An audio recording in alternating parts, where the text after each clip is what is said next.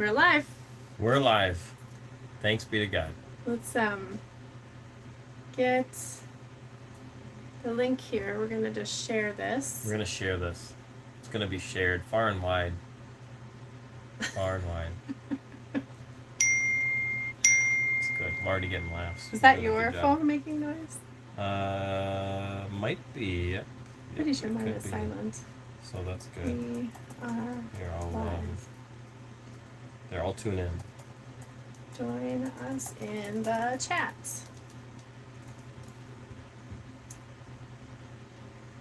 Boom. And we're gonna put it on Twitter.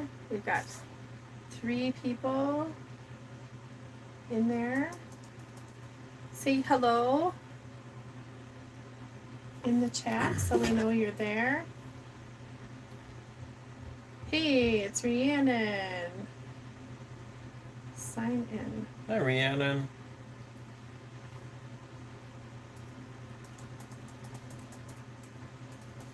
I don't know my Twitter password, and I don't know why. Where's your phone? Oh. It's busy. Yeah, and I don't know why it's not logged in. So that's weird. It is. Here. Let me see if I can. Let's do that. Hey, Rhiannon. Yeah, we're doing pretty good. How are you doing? With my username? Okay. Tasha Rose Brad Ma'am. We're gonna have it send a link to my email. Good. I'm just flossing my teeth, on live YouTube like you do.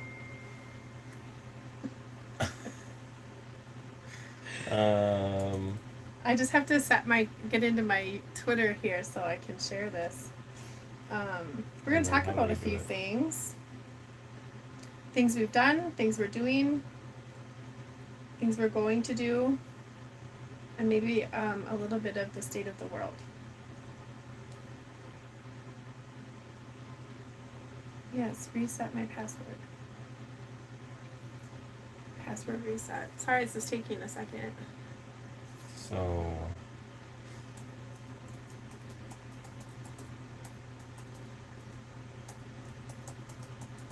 What do we do? Submit. Forgot my password. Save. Save. Continue to Twitter. It's been a little bit since I logged into Twitter on my computer, so it's funny that I forgot my password.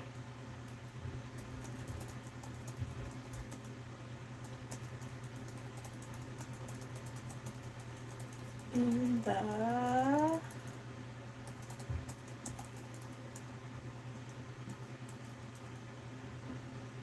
and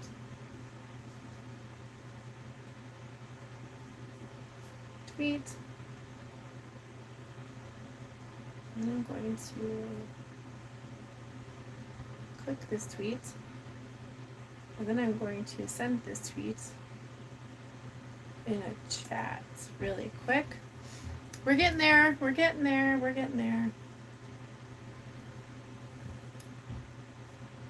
Okay, so yeah, you're doing all your posting. I wonder if there's like a way to create a macro for all that and just click go and then let it all do what Well, it's probably doing. not, because you have to have the link. I know, isn't that crazy? Yeah. Yeah. Well, what if you could just get the link and then click a button and it goes Well, that Zoom? would be convenient. I'll bet there's people that know how to do that. Probably. I'll bet I can figure out how to do that. I bet you could. Do you guys see this Seems above like a lot us? of work. You do, don't you? I can see it on the playback. Oh, man. See this hole here? Oh yeah, I was gonna put the little rubber thing back up there. It's for the door. Yeah. Got ripped off by Henri, who likes to do stuff like that. It's kind of stressful. Hi, other people who've joined us. How are you doing? Say hello. Let us know who you are. And we would love to say hi to you. I wonder if they're here because they saw your cool video about the new organizer binder. Planners. Yeah, Planner. maybe. Rebecca Gonzalez, hello. I posted a video this afternoon ish, something like that, about my new planners for homeschool, for family scheduling, and for the liturgical year, prayer life, etc. So you should go check that out later. Because she's a super nerd about those things. I'm a super nerd about those things. Yeah, it's really, really cute. It's funny. I like my planner. I have the same planner I've been getting for the last few years, and I always say I'm gonna get more than one of it every year, but I never do. I think I like the hunt and seeing what they do differently every year. Mm-hmm. I think that's what I like, and that's why I don't end up getting two every year like I say I'm going to. Well, you apparently don't need more than one. Right, but I'm saying like for the next year, another one for the next year. Oh. But Michael's always has their sales on them when they put them out right away. So they get it for 50% off. It's a pretty good deal. Anyway. I'll take 50% off on all sorts of things all the time. Yeah. So we went to South Dakota. We did that. It was fun. It was, yeah. I mean, we really weren't sure we were going to go until like the day before. Mm-hmm. Yep, we managed to pull it together, and it was pretty impressive. Yeah, it was minimalist camping. Usually we're like this camping crew of like everything is crazy full in the van, and then we everybody's uncomfortable because they're overwhelmed and covered in things. But this time it was like a tent and a few tarps and a cooler and our bags, and that's basically it. So Rebecca just commented that she missed getting the good planner at Michael's because she already got a planner. So what advice can you give her for next year? Get it now. Get it now for next year. Except, well, no, never mind. You can't get it now because they dated it. They didn't leave it open dating this year. One's got specific dating. They filled in the dating this year, so you don't get one for That's a for good next tip. year. Good tip.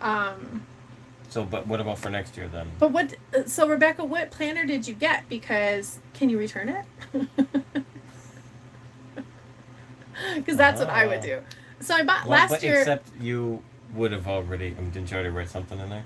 No. Oh, you didn't yet. I don't write stuff in there until I'm ready to plan for school. Oh, okay. I never ever write in it until I'm ready to plan for school. Well, that takes a lot of discipline. It does, because I want to write in my planners right away and decorate them and everything. It's really get stickers. It's a treat for me.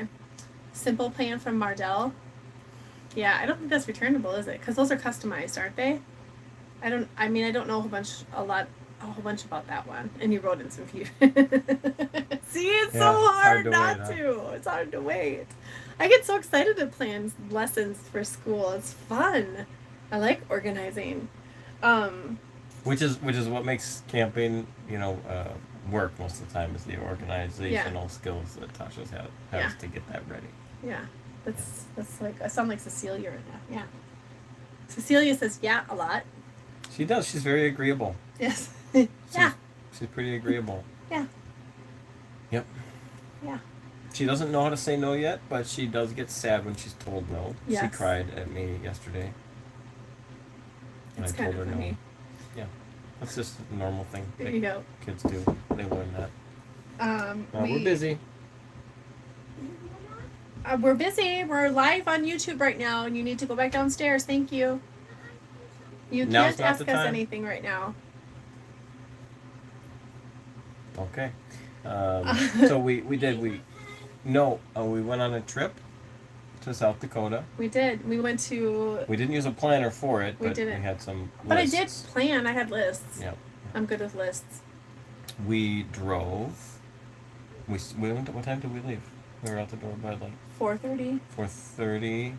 I think 4:45. Yeah, something like that in the morning. We went and picked up a camp stove first thing in the morning that somebody was selling, because we realized that we didn't have one and that there may not be fires available. But actually, it was allowed to have fires, but we didn't have a camp stove because we always just cook over an open fire. But Grace had been traveling a week or so earlier, and there were some spots where they weren't allowed to have a fire in the Badlands.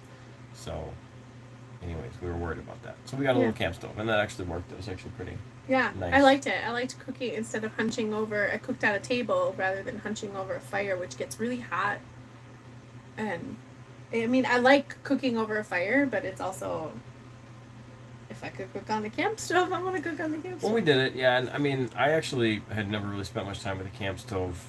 My dad and I had one when we went up to the Boundary Waters, and we brought one of those the Coleman 425, which is what we just got, one of those Coleman 425s, the old classic white gas, pump it up, prime it up, deal, and that worked out really well. I was pretty impressed with its burn rate and how well it worked. It was pretty good. So I guess I'm glad that we've got it. Yeah. So we camped at the foothill of, what is it called? Bear Butte. Bear Butte. Bear Butte. It's a mountain, not a butte. Apparently. We learned that. They recategorized things since it was named. Kind of like Pluto, I guess. Yeah. And we climbed it. It was, what was it? It was a hike. It was, yeah. What was it? About 2 miles or so? Yep. Just about 2 miles. To go up 900 feet. And super duper windy, like to the degree that we had to sit down a couple of times because it was so windy it would have knocked us over. In fact, Liliana, her hat got blown off and I went after it, and then there was a gust of wind that nearly knocked her off the side of the mountain.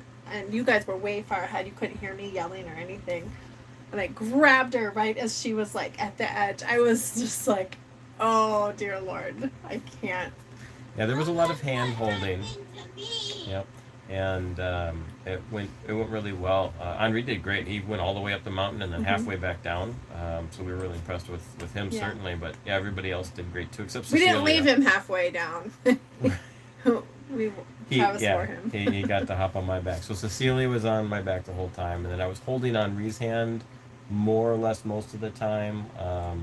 I held Gabriel's hand intermittently at different times too, and Liliana. So there was some trading off, but it was pretty tight trip. And there were some spots where there was some vertigo. Particularly Gabriel got a little bit lightheaded, looking down and then looking up and then looking back down again. And he had to sit down for a couple minutes, and you got vertigo a little bit. Yeah, I got vertigo a little bit too. It was pretty intense. I'm that nervous when we do stuff like that. There's obviously a little bit of risk of danger and death. I get really nervous and my anxiety gets really high. It's really weird because I'm not that anxious hovering mother, but when we do stuff like that, I'm like, Yeah, it was an adventure though. Yeah, it was fun. And then we saw buffalo from the top, and they were very small. They're on my Instagram, so you can go look the buffalo from on top of a mountain. Yeah. I've got a lot of pictures on there. I Yeah. posted some pretty good pictures of the trip. I did some good Instagram posts and stuff. It was a lot of fun. We went to Rushmore, and that was great. And we didn't get to go up to the closest observation deck because they were getting ready for the Trump rally that was there this past weekend. But we did get really good pictures, and we got really great sights of it. It was really a really good time. Yeah, it was fun to be there. Yeah, and then Yeah, interestingly, we got to see. There's some pictures too on my Instagram, at least, of the prototype. So it was a prototype that was made beforehand, and maybe people knew this. I didn't know. It's the kind of thing that I probably wouldn't have ever learned about if I hadn't seen it. But they just have in this little room in kind of the education room up.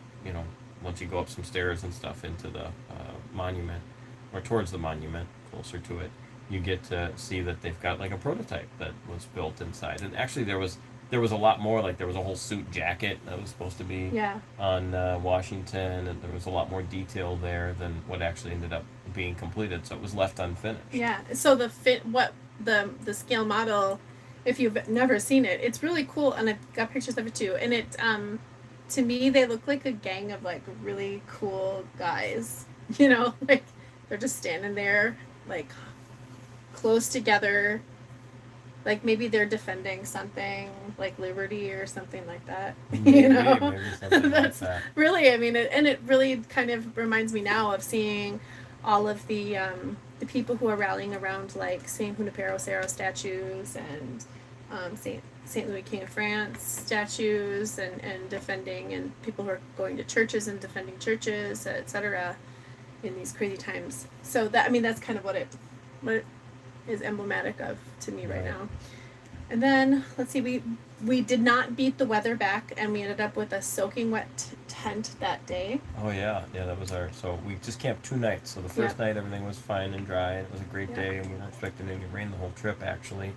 Mm. But yeah, we were out that day. We went to the Mount Rushmore Monument, and then we went and made a stop at the wine shop, Yeah, we went to a winery. and then we headed back home or back to the campsite.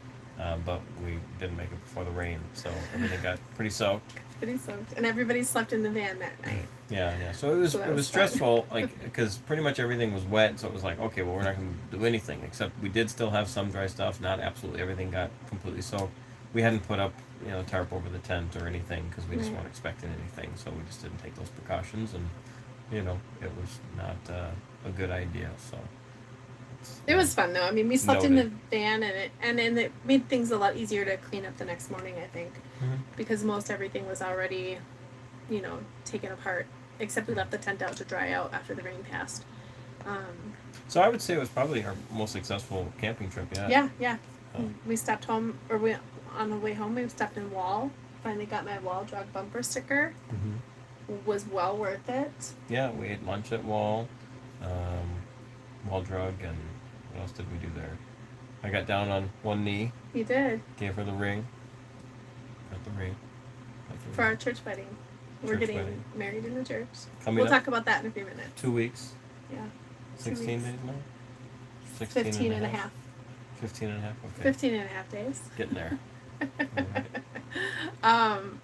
So we won't be camping again now that we usually only go camping once a year in August, but we just decided to impromptu trip. I mean, it was more or less impromptu. We planned to go for a couple of weeks and then threw it together in the last couple of days before going. So now we'll go again in August. We're driving Grace out to DC where she's going to American University. So that'll be interesting, and hopefully there's still some stuff to see out there and along the way. Right, although most things are temporarily closed right now. Who knows if they'll decide to push to open back up when people are.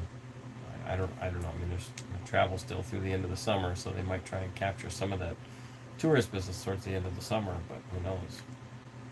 Yeah. So that's going to be our August really, and then planning for school. But the big thing we're doing right now is getting ready for the wedding at church. Get ready for the wedding. Yeah, and we're excited about that. It's a big deal. Mm-hmm. And so a lot of you know, and a lot of you don't know, that we had to wait for a decision from our Metropolitan Tribunal for an annulment. Right before I reverted back to the church, I started reading about what was entailed with an annulment process. And it was really, at that point, it wasn't really about coming back into the church. It was more like that spiritual healing of having gotten out of that not good relationship. I'm not going to go into details because it's the whole, I'm going to be putting together a reversion story too. So, but we waited, before I reverted, I was looking into the details of it. So I kind of already knew what ducks had to be where in order to file. And then he converted and I had reverted and we were back in the church and the process had been started. It took from start to finish, from filing to finish, it was about 18 months, roughly. And so that's a pretty decent amount of time. Like, that's a really long time to wait. And it's, but it's also not as long as some of them take. Like, some of them take a good couple of years. So we're really lucky and blessed. And I've got up in my mirror that's right here, there's it's Zechariah 9:12. It's I'm restoring double to you, and somebody gave that to me at a Blessed is She Bible study on Saturday morning at church, and there was a table of all of these, and my friend, who's actually going to be one of our witnesses, handed it to me, and she said, "This one's for you," and I was like, "Oh, okay," and I just tucked it up on my mirror, and I kind of just meditated on it for, I don't know, like well over a year, that I'm restoring double to you. And I took God at his promise with that. you know, I just trusted the whole time. And it was, sometimes we had those moments where you know, I got a little scared. I don't know if you did or not. I got a little scared that it wouldn't be granted. But then we got the letter, and what was that, in June or May? I think it might have been May when we initially got that letter. Yeah. Yeah, it was May when we got the letter that said the tribunal had granted the annulment, and it was based on a, you know, totally canonically based, and there was, because of the canon that was employed, there was an independent psychological evaluator who took a look at the entire case. They didn't ever speak to me personally, but he's like, yeah, this marriage should never have happened, and I think that weighed really heavily for the decision making of the tribunal, and they employ a Catholic counselor on this too, and somebody who's familiar with canon law on these issues also. They did put a provision on it that I had to speak with a counselor to make sure that I was in the right frame of mind to be sacramentally married. So we called up a guy. He was more than willing to help us out, another Catholic counselor. And we got that letter and got the provision filled. And we actually just got the letter back from the tribunal saying there are no more impediments. So sacramental marriage within the church is possible now. So finally, officially free to marry. Yeah. That was Yeah. fully, you know, approved here just this week. Yep. And approval of something. We got that yesterday. Yep. Got it yesterday. I brought it right to the parish. The copy of it right to the parish office, because everything's closed right now with COVID. So Father has to bring it. He's hand delivering it to the chancery when he brings all of his paperwork in for letting the archdiocese know that we are getting married on the 24th. And the 24th is our 9th anniversary. So it's kind of, it's amazing that we're at that point now that, you know, 9 years ago we were married, and then we had a ceremony 4 years ago, and now we're having the real deal, like what really matters happening now, 9 years later. And it's brilliant, and I'm really excited, super excited. And my dress came this week, and it's so pretty. I'm so excited to wear it. Yeah. I'm excited to see it. Yeah. Yeah, it'll be. I gotta turn my volume off. I think it's my phone that's making the noise. It is. Wow, man. So that's our big deal, and it's gonna be a really quick. You know, it's just going to be 3 p.m. on a Friday, and then we're just going to have a cocktail hour here at our house with a few close and closer friends and family members, and yeah, it's going to be fun. And maybe we should talk about we did one video on it already about marital intimacy. Yeah. We've been abstinent this entire time. It's not been easy. Was it since Cecilia was born? Since Cecilia was born, yeah. And it's not been an easy thing. And because we didn't have an answer from the tribunal, you know, I mean, I was still canonically married, you know, when he came into the church, and we were fully prepared. And that was kind of a part of this too, is being fully prepared for our negative answer. Right.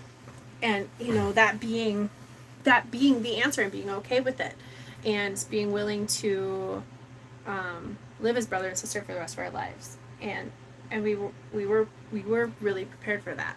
Mm-hmm. As scary of a reality as that Right. would be, especially when, you know, you love someone, you're physically attracted to somebody, you know, you already have a mess of children together, and you want to mess more children. You know, it's a really difficult thing to really look at and say, oh yeah, we could probably never do this ever again. Right. That was a really hard thing to face.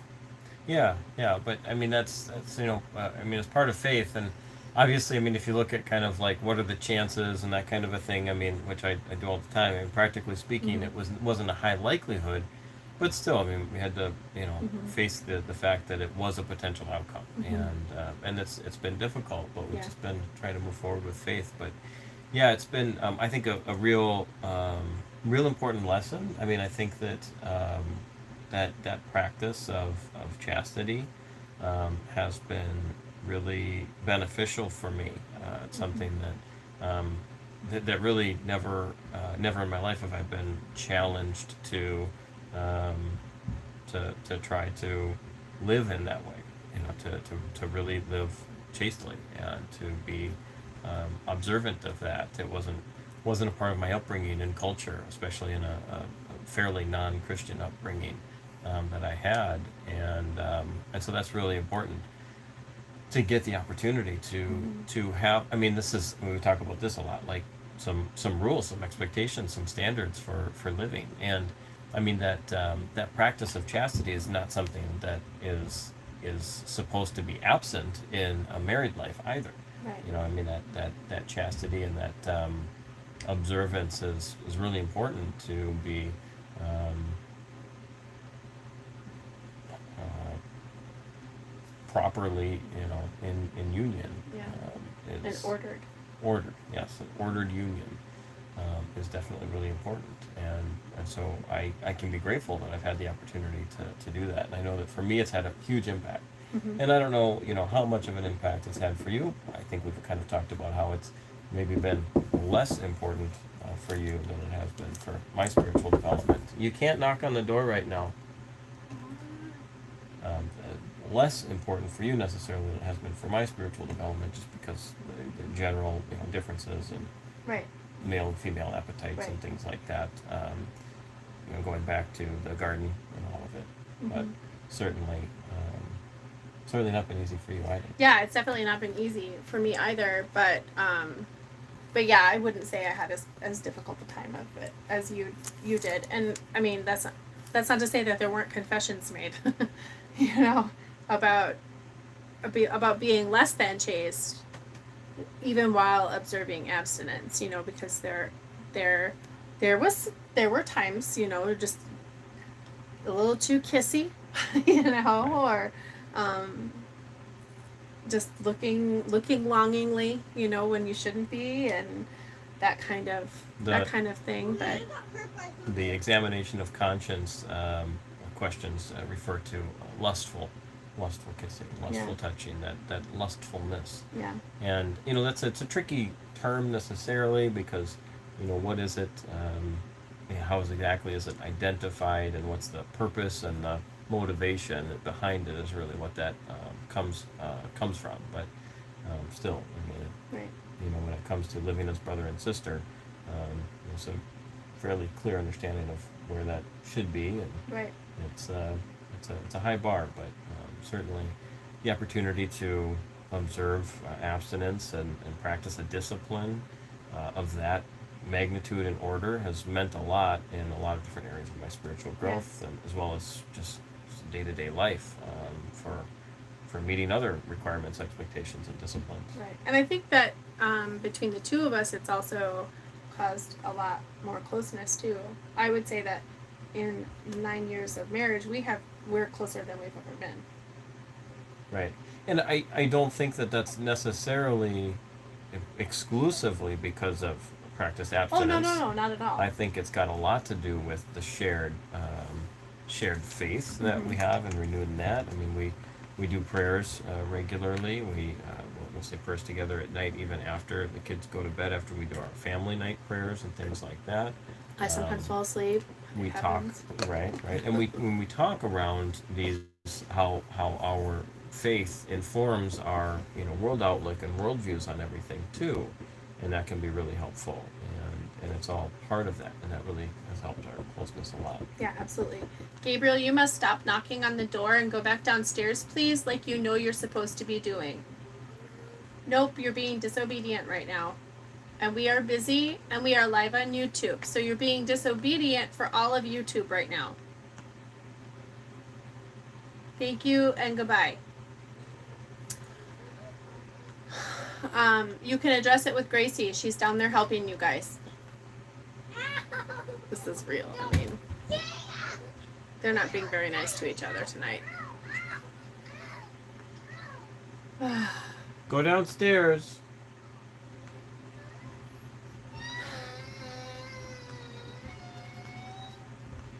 Henry, go downstairs.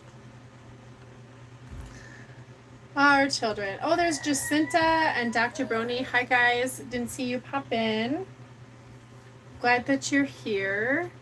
So, okay. Wedding, abstinence, praying, and She made a list. I did. I made a list because I'm organized. We talked about that at the beginning of this live stream. World events. I didn't specify. I just put world events. I asked if we needed any subheadings, but she said we don't, so I'm not sure where to go. Oh my gosh. I got a list.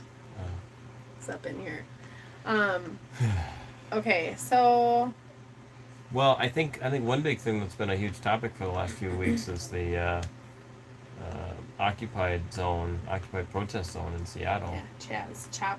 They shut it down, right? Yeah. Yep, they shut it down. So that's big. If you haven't heard, it's all shut down now. I'm sure you've heard of it. There's but one in they New York. Cleared it away.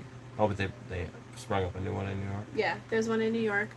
And Okay. some people are saying that It's an experiment. the encampment that's in Powderhorn Park here in the Twin Cities, there's a big park called Powderhorn Park, and it's a big bowl of a park. It's where they have the big hippie May Day parade. Yep, the big hippie May Day parade is there that we used to go to regularly. Beautiful puppets that the Yeah, Puppet just it's theater puts great that they together. shut it down. Definitely important. Apparently, there were a lot of people being hurt in there Yep. because of lawlessness, which obviously is going to happen in a place where there's no law enforcement. So, right. yeah, that was definitely good that it got shut down. Also, those businesses are able to operate. Hopefully, mostly getting back to normal, but I'm sure there's a lot of repair efforts that are going to be necessary too along the way. Right. And they're calling the one, the encampment, the homeless encampment, they're calling that an autonomous zone now. At Powderhorn Park. Yeah, I just read about it. I don't know, like yesterday or today, I think. And See, that's a little bit different though, because that's just the park. right, it's just the park, but still, it's like There's no immediate businesses surrounding it. There's a few sure, blocks there's not, away. but there's lots of family homes there, and Sure, there have right, in been the several park there rapes there. There's lots of drug activity there, and a pregnant woman was just shot and killed there last night. Wow. And they cut her baby out, and her baby's in the NICU now, but she died. So I mean, it's just it's chaotic, and I don't even see that it's gonna get any better anytime soon. I really kind of worry about it, honestly. Yeah, know. so this is something.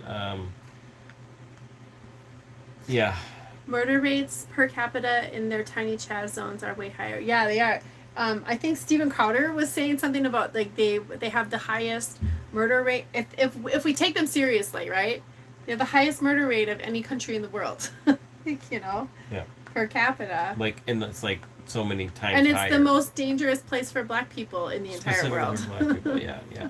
I mean, come on. So yeah, this concern and this worry, I think I am really worried about all of the protest and the social justice issues right now too. But for some reason, I feel like I'm even more frustrated and concerned about the way that people are reacting to the coronavirus and the COVID issue. I think that's bothering me a little bit more now. I had to pray a little bit more about trying to not be so worried, because what am I going to do about it, right? Just not be so worried, because it's really been distracting and stressful and frustrating for me, and I just need to try to trust God more that there's a plan and that He's in control and I'm not, because it's really kind of it's frustrating. I don't want to say necessarily scary, but just concerning, worrying. What's going to happen? Right. How is this going to go? Right. Well, I mean, we have to trust God, and we also have to be prepared. Like, that's how I look at it. Jacinta says, yep, I agree. It's creepy how much people are just letting COVID happen, no questions asked. Right. Yeah, a it's lot all of of it. them. It's the Yeah. whole, it's all of this. We see in the neighborhood next door group. I've been watching this thread, and I just knew it was going to end up being really big. Somebody was reporting on the local hardware store, the Ace Hardware store, how they weren't wearing masks and stuff, and it just went on and on and on. It ended up being, I don't know, hundreds of different responses from all sorts of people, and most of them, the majority of them, are saying things like, "That's terrible," and this other store, wasn't wearing masks either, or I've been seeing them actually good every time I've got in there wearing masks, but it's all about like just supporting this idea that yes, we just have to wear masks, no questions asked, and that's the way of it now. When it's pretty ludicrous. So And, tell the story that the woman told about Target. oh yeah, and then there was it was So pretty soon story. in the thread somebody told a story about how they had been at Target because Target's a big business. They went to Target and they walked in and a woman walked in behind them and said and the lady at the door, the greeter, was there to say, hey, we're recommending that everybody wear face masks because it's a requirement, and the woman had just said, okay, thank you, and walked in without a mask on, and this woman was just aghast at this person that had did that. Well, I mentioned it to Tasha, and she said, oh, That was me. that was me. That was me who walked in and did that. So she's whatever, making headlines. Oh But my gosh. but then yeah, I mean this is what people are doing. They're like, okay, if you're really concerned, then you may need to be one that needs to stay home, and that's really Right. like weren't you saying that that's what they did in Sweden or Yeah, Sweden or some. Yeah, well, I mean, there are a few countries that they where did it's just that. like, okay, well, if you're old, if you're at risk, if you're immunocompromised, then you should probably just stay home Yeah. and not go to work.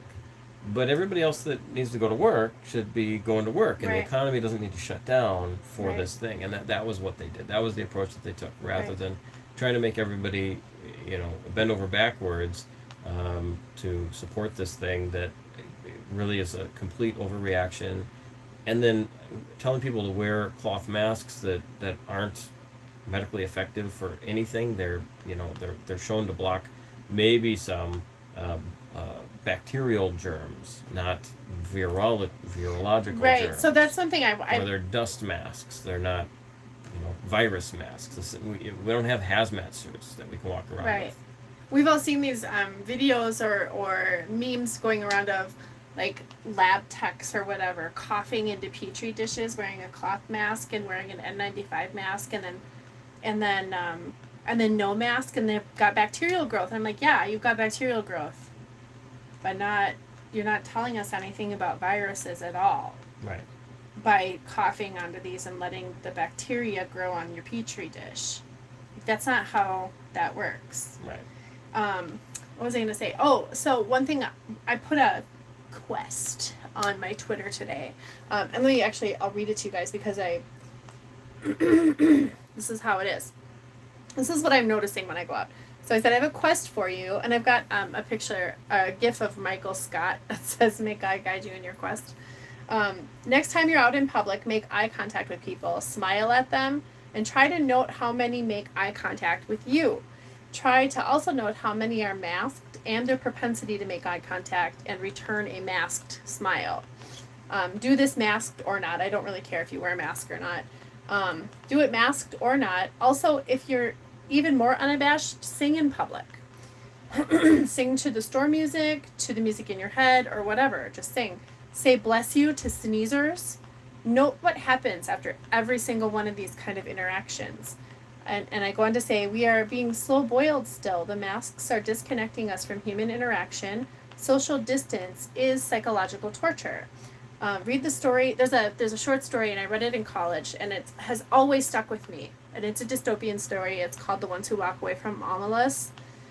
So read that story and note the similarities of this utopia of Omelas and this whole mask society that we're supposed to be a part of now. I said, this is real. It is documented military tactics. Do some research. You'll find that I'm not making this up. You're being manipulated, and complying to make others feel comfortable makes you complicit regardless of your intent in wearing the mask. We have a right of civil disobedience. Exert it as fully as possible. There are lawyers who will honor liberty, who will represent you should the need arise. In short, pay attention to what's going on and how you are contributing to the chaos. You do not have to comply. You do not have to participate in your own subjugation. This is the real resistance. Normal people living life obedient to God and not caving to the world and its chaos. But that's something that I've been noticing is that, and Molly and I were talking about it this morning, when we go out in public, and I always, whenever I go into a place, I make note of how many people I see not wearing masks. And the other day when I was in Target, I noted that most of the people not wearing masks were not white people. They were black people, they were Hispanic people, elderly people, and children not wearing masks. And they're not very many. Most people we go around, and I think about the Twilight Zone, the pig faces, that the Eye of the Beholder episode.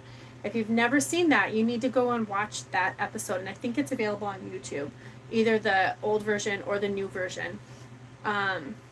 Rebecca, the ones who walk away from Omelis, or the Twitter post, which one? Let me know. So that the pig mask, that's all I think of. I think about that, and I think about the Handmaid's Tale with the masks, when the women are not cooperating and are being mouthy and out of place. They put these masks on the women, and it's a muzzle, and you know, there's like shame. And that's what I'm noticing when I go into these places. The people who have masks on are less likely to make eye contact with people. Okay, yeah, I'll post the Twitter post. Yeah, no problem. People who are wearing their masks are less likely to make eye contact with you. And it's pretty crazy to me. And I think that it's because they're ashamed. I am not ashamed that I'm not wearing a mask, because it's not human to walk around with your face covered. And we rage about, you know, Muslim women who are just covered, like all you see is this much of her, and we rage about how oppressive that is. But then we're totally willing to walk into a store and comply and put our mask on, put our muzzle on, don't talk to anybody, don't sing, don't tell people bless you when they sneeze, but look at them scornfully because they might have COVID. I've been blessing people when they sneeze.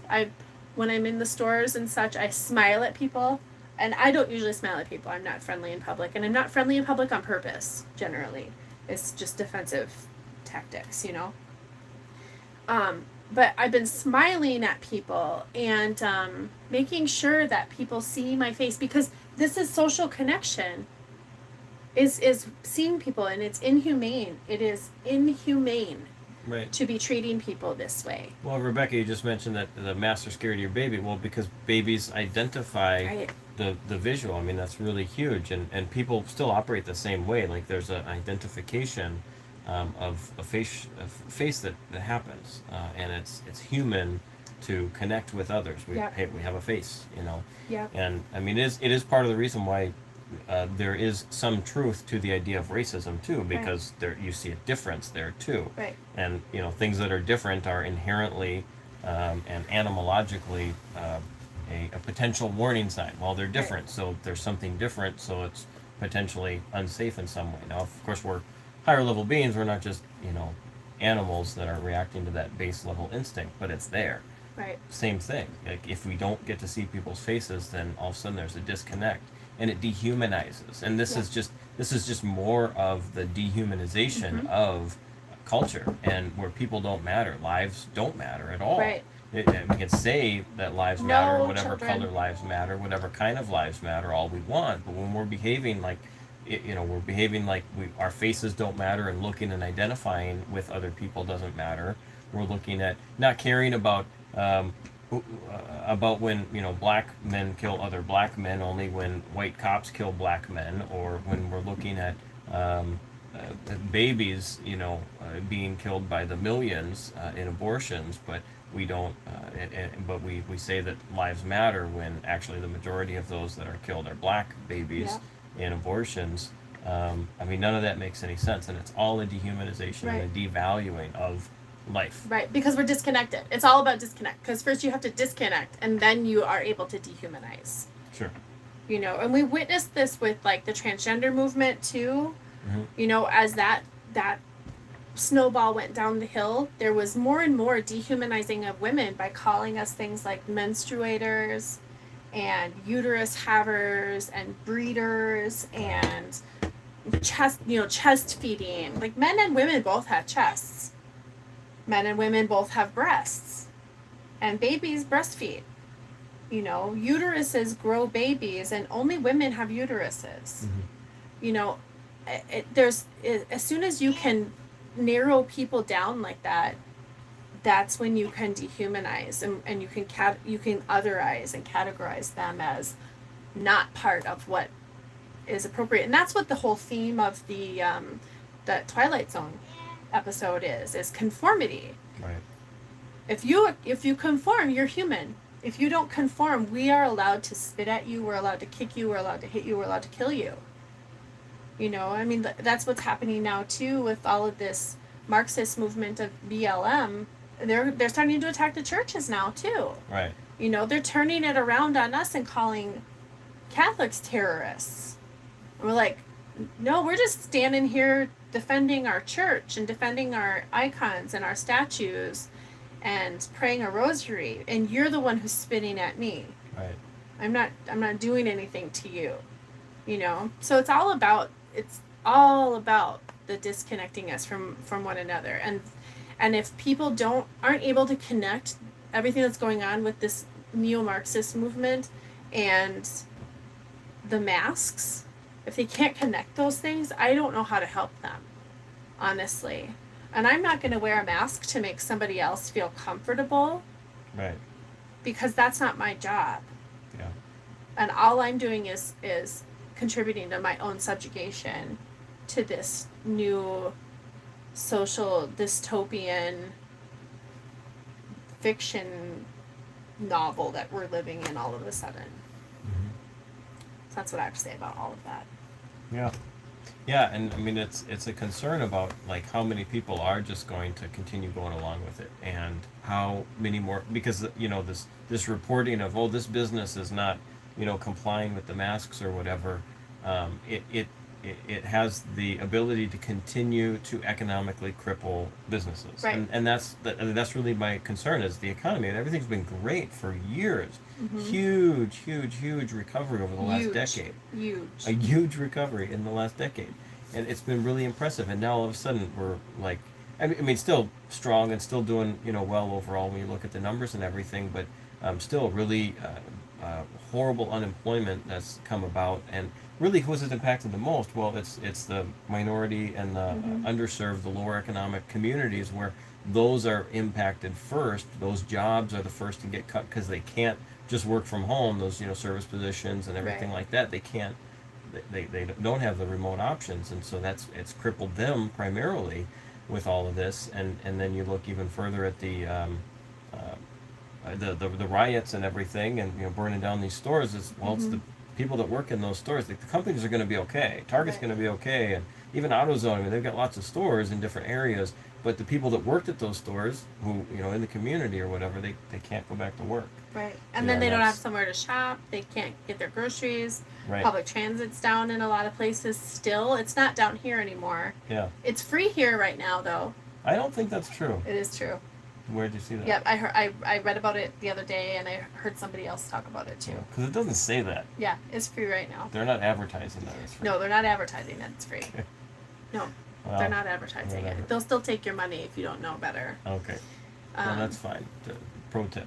Yeah, pro tip. All right. But then the other thing is, whose responsibility is it actually to enforce the executive order of the, you know, wearing masks in businesses or whatever? Is it the business owners that are required to kick people out and not sell them stuff if they're not wearing a mask, or is it actually up to, I don't know, the governor's, you know, troops, the state troopers, or, you know, like who's technically responsible to enforce that? Right. And that's something that's not clear in the way the executive order is written at all. Well, we don't have a mask mandate yet in Minnesota. I thought there was something. St. Paul and Minneapolis both have mask mandates. It's city level. Right, but Melbourne's mask mandate is a little bit more loosey-goosey written, and it's like in places, you have to wear them in public places where you can't socially distance. Where 6 foot social distancing will not be maintained. Right. Well, I'm in Target, I can easily socially distance from somebody. I'm not wearing a mask. Sure. I'm not wearing a mask anyway, but I'm not wearing a mask. Right, and that's the idea. Yeah. So, like, if you could theoretically, then maybe it's fine. But what if you can't? And what's the whose responsibility is it to enforce that? Because Right. it's also not clear in that wording that was specifically Right, brought up and in he this does also conversation. say if you have a health impediment that states you can't wear one. Okay, well, it's none of your business whether or not I do. I'm not wearing a mask, and you don't get to harass me about it. And if you do harass me about it, I'm going to tell you what for, because you picked the wrong lady. Right. Plain as that. Yeah. Really. In fact, so I do food delivery just on a whim whenever I want to. Like, I'm not going to say which one, but and one of the businesses here last night was like yelled at me and one other woman who didn't have masks on, and I said, I'm not wearing a mask. I was already in there for, I don't know, 10 minutes or so. I had to wait 40 minutes for the food last night. 10 minutes I was in there, and I was standing away from people because I don't like to stand by people anyway. It makes me uncomfortable. Right. People have germs. Right, people have So germs, stay so away I from stay them. away from them. It's just this normal behavior, And she starts yelling at people to put masks on. Meanwhile, hers is down here like this, under her nose. There's an employee back behind the counter with his down underneath of his chin. Right. And also, he had a beard, and they're supposed to wear a hairnet over their beards in food service, and he didn't even have that on. So don't talk to me about this mask, Right. all right? So I went and waited outside because it was a lot nicer outside anyway. And then my food still wasn't out. They're like, we'll bring you your food. I was like, fine. So I went outside. And then, I don't know, 10 minutes later, I was like, where the heck is my food? So I went back in there, and I stayed in there. I was like, I'm not going anywhere. I'm not putting a mask on. Give me my food. And that woman had left by then, and the guy's like, yeah, he was really nice, this other guy. He was super nice. He's like, yeah, I'll help you out. And he got my food for me. But I was like, I'm not doing this. Right. Nobody's going to make me do this, and I have no problem standing up for myself. And if it does come down to Governor Walz, and Governor Walz is getting pushed to mandate masks, and if he does do it, I still won't comply. And I told him that. I'm like, if I get a fine, and I'm not going to pay the fine either. Civil disobedience.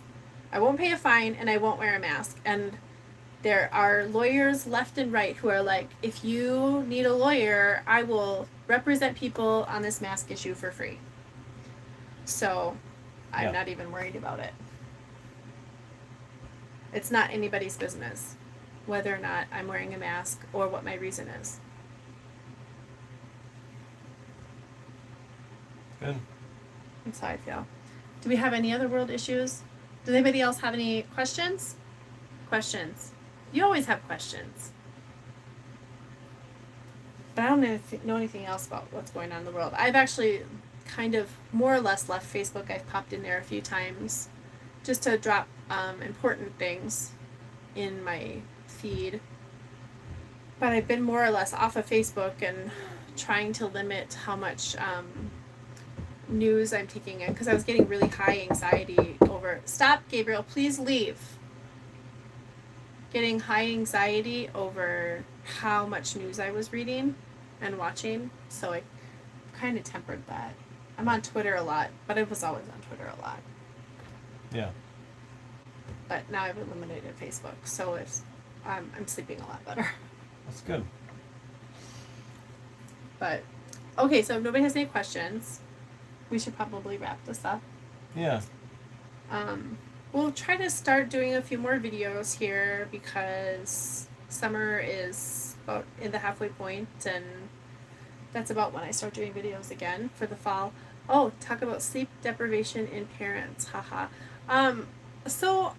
Sure, I could talk about that, but I don't think that you're gonna like it because I've always maintained that I'm the least sleep deprived mother that ever existed. And he sleeps like a rock. So I don't think that we know much about sleep deprivation. If you are feeling sleep deprived and you're not co-sleeping, I would suggest co-sleeping. That's why I'm not a sleep deprived mother. Now, sometimes I need a little bit more sleep for whatever reason, and I sleep. That is one of my firm boundaries as a mother. If I need to sleep, I sleep. And if I need to sleep in, I sleep in. And it's usually like half an hour. that I need extra. But it's co-sleeping that really has enabled us to not be sleep deprived, even in the wee days of babyhood. Mm-hmm. Um, is there a specific question about sleep deprivation in parents? Sleep is very important, and this is why I make sure that I have the sleep I need, because it is so important, to your sanity and to just functioning for your whole family. Like, if you are underslept, you're going to be way more agitated, and everything is going to piss you off, and you're not going to want to get anything done because you're just like, I just want to go to sleep. Can you guys just leave me alone? I just want to go to sleep. Well, and I think it's notable too. I mean, I did the Exodus 90 this last pre Lent and Lenten season, which was just a lot of disciplines with a fraternity, a group of men, and there's a lot of requirements. Asceticism, prayer, and fraternity, brotherhood. And with that asceticism, it's a lot of disciplines where there's some frequent fasting. There's no snacking, and there's exercising, and other things like that. Diligent prayer time, and all of that stuff really does require a reasonable sleep schedule also. And so one of the requirements and the disciplines and the expectations is that we're getting a minimum of 7 hours of sleep as we're going through that, and that's really important. And I can reflect on plenty of times in life where I've regularly gotten quite a bit less sleep than that, just because I've been trying to push myself too hard or do too many things and not plan well with timing. And that's so important. And I mean, it's not something that I'm still not perfect at getting, at least a minimum of, 6 or 7 hours of sleep or whatever a night necessarily. But I mean, we've been doing a pretty good job working on it. And it's a little bit easier with the work from home stuff that's going on now. So there's less away from the home. So it's easier to get enough sleep. I don't have to be out the door at any particular time and that kind of thing. But so Vanessa goes on to say, my baby doesn't sleep. I am a new mom, kind of lost, praying a lot. Haha, I am co-sleeping. Okay, I'm glad that you're co-sleeping. So when your baby is napping, do you nap your baby on you? And do you baby wear and let baby nap while you're taking care of other things during the day? Are you napping with your baby?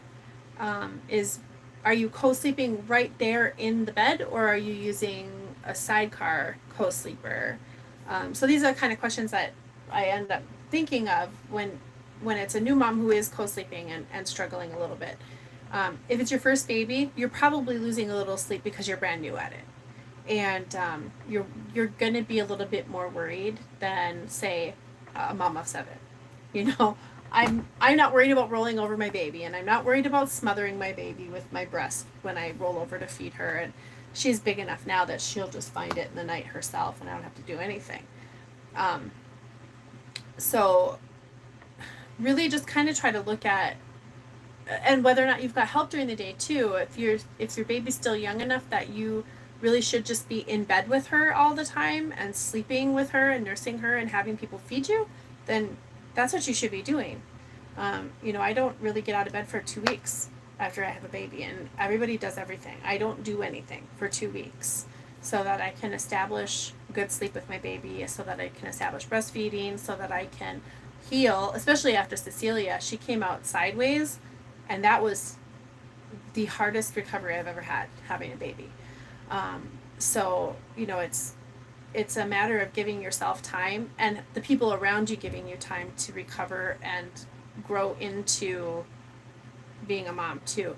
And Rebecca says, co-sleeping with the baby right next to me to nurse on demand is a lifesaver. Napping in the swing helps with an older baby.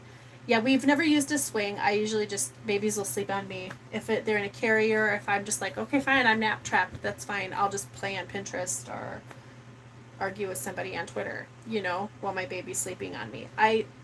Because I value sleep so much for myself, I also value it for my children. And if I'm trapped under them, I don't care.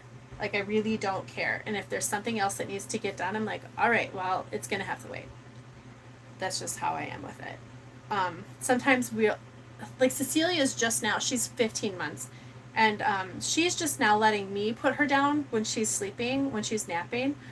And she's kind of the longest one, I think, too. I've usually been able to put babies down before they're 1. And she's just like, no, I'm going to hang out here and you're not going to let me go. But other people are able to put her down. So sometimes if I absolutely have to get to something, if it's time to cook dinner, or if it's I've got to go run an errand or whatever because of timing or whatever, I'll transfer her to somebody else who she sleeps for also, and they're able to put her down. Mm-hmm. You just got to learn who your baby is, really, and figure out what works for the both of you so that you're both getting the sleep that you need, and learning how to be that co-sleeping nursing dyad that you're supposed to be. And don't put baby down. Like, I don't know why people put babies down, honestly. Um, baby wearing is credited in part for the success of early humanity surviving, evolutionarily speaking. Um, we survived because we figured out how to wear our babies, because our babies, unlike other animals, don't get up and walk right away. So we had to be able to figure out how to protect them so that we could keep going, And so wear your baby, and baby, you shouldn't be there's no reason to put your baby down, honestly. There's just not. And you're going to actually, I know a lot of people think, oh, well, mom should be able to, blah, blah, blah, blah, blah. No, that's not how God created you. God did not create you to just go and be separated from your baby. And when he became a father the first time, he's talked about how hard that was for him to understand that Gabriel was more dependent on me and didn't need him. Like, he wasn't necessary at all. The bond needs to be between the mother and the baby. And of course we know you're necessary, and you know that you're necessary, so I don't need to pet your ego at all about that. But that bond that needs to be established between mother and baby only happens if mom doesn't just relinquish holding the baby to whoever, whenever anybody else wants. It's all about the mom and the baby. And it's about the mom and the baby for a lot of months. And I know that can get really stressful and really tiresome, but that's why we're supposed to be home with our children too. If you don't have outside commitments and worrying about things, you just relax into being a mom. And if you have a dirty sink full of dishes, don't worry about it, because the dishes will get clean eventually. Your husband might get tired enough of it and he'll do it, but your baby and you, that dyad matters more than anything to establish that safety and harmony and sleep and breastfeeding and everything that a baby needs to feel secure. Right. Yeah. And so it is true that it's normal for a husband to pick up a little bit more. Assuming that there aren't plenty of older children that are already doing a lot of other stuff around the house. But certainly when Gabriel was born, there was more. I was doing some more cooking and cleaning and things like that in those times, because that was what I could do. Right. That was real practical advice I got from another father that was really helpful. But just do what you can. Help to nourish your wife, and she's nourishing the baby, right. And that's how you're helping the baby. And it's that sort of transfer of kind of energy and work that needs to happen in that time, right. And it works. And if you really think about it too, if we want to think about it in a biblical perspective too, that is the husband loving his wife and his child the way Christ would, serving them in that beginning, and letting them grow that bond that they have to have. That's a survival bond. It's not just a gushy feelings thing. It's literally a survival bond for mom and baby. And Vanessa says, lots of opinions out there, feeling really anxious. I totally get it. And really, the biggest thing I can tell you, and this is the biggest thing I tell women when they're pregnant too, is your opinion is the opinion that matters the most. When it comes to your pregnancy, when it comes to your birth, when it comes to your baby. Your opinion is the one that matters the most. And people who want to insert their opinion and tell you that you're doing it wrong don't matter, and you need to walk away from them. And you just have to set a firm boundary and say, nope, you're not going to talk to me this way. If I ask you for help, that's different. But if you're just offering unsolicited advice that's actually harmful, and I don't want to have anything to do with it, and that's the kind of stuff that actually feeds anxiety more than anything, is all the unsolicited stuff, and then all of the other competing noise out there, like sleep training and blanket training. They're both of those things are evil, and I'm going to put that out there right now. I will have no arguments about it. Sleep training and blanket training are evil. You don't do that to children. Just really follow your instincts, and that's what I did with Grace. When Grace was a baby, I didn't know anything about attachment parenting when I was a first brand new mother. I had no idea. I was just doing things by instinct, and I didn't put my baby down, and I didn't want to put her down. I did fail at breastfeeding, but there's a lot of reasons why I failed at breastfeeding that were really external of me, and not because I wasn't trying to do it. Stresses and life and abuse and all sorts of yucky stuff. But everything I was doing was very instinct driven. She slept with me, even though I had set up a room with a crib and a swing and a rocker, and was doing all of the things that all of the books said I should do, that babies should sleep in a different room away. Instinctively, I knew that was not something that was supposed to happen. So just follow your instincts and pray. That's really it. And if you want advice from people, ask. And I'm so glad that you asked, because it's really important that you get the sleep that you need, and baby gets the sleep that she needs, and you're bonding and you're not getting upset. And if you have any questions otherwise, feel free to DM me on Twitter or on Instagram. I'm totally happy to help you out, because those new days are so hard and so important in both of your lives. And Rebecca said her fifth is 10 months old, and she's still best friend and will be for a long time. Yeah, that's just the way it's funny, because we've had really babies who've been independent sooner, and then babies like Cecilia who are like, nope, that's my mama. You know? So they're all so different. Their personalities are just so different. Yeah. So it's fun. I'm excited if we have any more. Hopefully we have more, and to see who they'll be, how they'll be. It'll be interesting.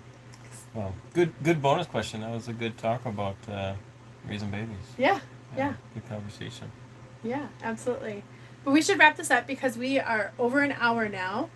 And thank you so much for all of you guys participating. It really means a lot that you showed up and wanted to come and chat with us and say hi and hear us what we have to talk about.